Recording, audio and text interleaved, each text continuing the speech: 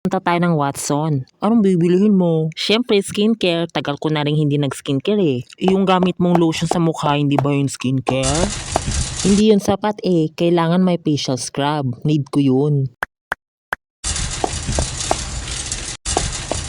Tapos kailangan ko din ng serum. Tapos toner. Kailangan ko din ng essence. Yung essence at serum parehas din yun eh. Hindi magkaiba sila ng effect sa mukha.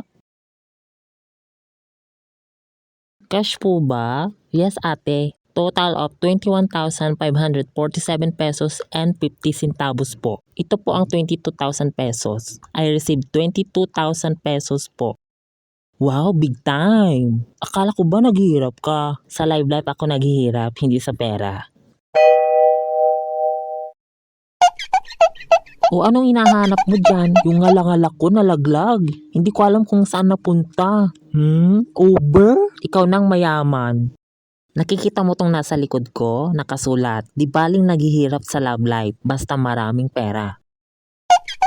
Oh, nalaglag ulit ngalangala mo? Hindi, nahanap ko yung pake ko. Hindi ko mahanap. Parang nandito lang yung kanina eh. Tulungan mo nga ako maghanap.